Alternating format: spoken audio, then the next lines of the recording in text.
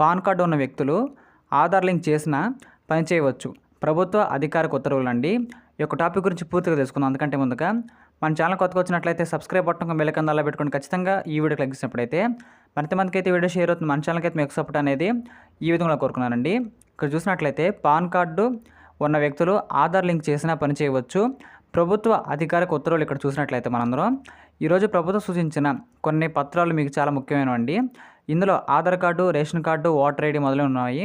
వాటిలో pan card కూడా అవసరం. అవును, ఇది ఈరోజు డబ్బు లావాదేవీలకు పాన్ కార్డు చాలా ముఖ్యమండి. అయితే ప్రభుత్వ సూచనల మేరకు ఆధార్ లింక్ చేసిన ఒక్కసారి యొక్క పని పూర్తయితే మీకైతే కార్డు అనేది సేఫ్ అని తెలుస్తుందండి. ఇక్కడ చూసినట్లయితే ఈ పాన్ కార్డు ఆదాయ పన్ను శాఖ ద్వారా జారీ చేయబడుతుంది మరియు పన్ను ప్రయోజనాల కోసం ఉపయోగించబడుతుందండి. అదేవిధంగా మీ పాన్ కార్డు యాక్టివ్గా లేదా నిష్క్రియాత్మకంగా ఉందా లేదా తెలుసుకోవచ్చు కూడా చాలా ముఖ్యం అండి. అంటే మీ యొక్క పాన్ కార్డు అనేది మీకు యాక్టివ్లో ఉందా, ఇన్యాక్టివ్లో ఉందని.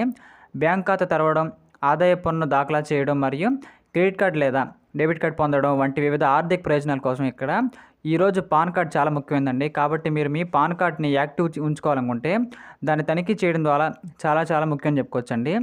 ఈ కింది విధంగా తనిఖీ చేయండి. అంటే మీ యొక్క పాన్ కార్డు అనేది మీకు అసలు అది యాక్టివ్లో ఉందా, ఇన్యాక్టివ్లో ఉందా తెలుసుకోవడానికి ఇక్కడ ముందుగా చూసినట్లయితే మీ ఇన్కమ్ ట్యాక్స్ పోర్టల్లోని ఆదాయ పన్ను ఈ ఫిల్లింగ్ వెబ్సైట్లో మీరైతే వెరిఫై పాన్ స్టేటస్ నొక్కండి. అప్పుడు పాన్ కార్డ్ నెంబరు, పుట్టిన తేదీ, పూర్తి పేరు మరియు యొక్క మొబైల్ నెంబర్ అయితే అక్కడ ఉంచండి. అక్కడ అడిగిన అన్ని వివరాలు మీరు నమోదు చేయండి. ఆ తర్వాత మీ యొక్క మొబైల్ నెంబర్కి అయితే ఒక ఓటీపీ అయితే వస్తుంది. అది మీకు పంపబడుతుంది. ఓటీపీ నమోదు చేసి అది సక్రియంగా ఉందో చూడండి. ఎవరైనా మీ పాన్ కార్డ్ అనేది దుర్వినియోగం చేస్తున్నారో లేదో కూడా సింపుల్ మీరు తెలుసుకోవచ్చు. ఇక్కడ సిబిల్ స్కోర్ని కూడా తనిఖీ చేయవచ్చండి. ఈ TINకి సంబంధించిన ఫిర్యాదు విషయంలో NSDL అధికారిక పోర్టల్ని సందర్శించండి. కస్టమర్ సర్వీసెస్ డ్రాప్ డౌన్ జాబితా నుండి మనకైతే ఫిర్యాదు ఎంపికను ఎంచుకోండి. ఫిర్యాదు యొక్క పూర్తి వివరాలు మనం నమోదు చేయండి మరియు ఫిర్యాదును ఫైల్ చేయడానికి క్యాప్చా కోడ్తో నమోదు చేసుకోవచ్చండి. ఇలాంటి మరిన్ని కరెంట్ అఫైర్స్ కోసం మన ఛానల్ లైక్ చేయండి, షేర్ చేయండి, సబ్స్క్రైబ్ చేయండి ఖచ్చితంగా. Thank you.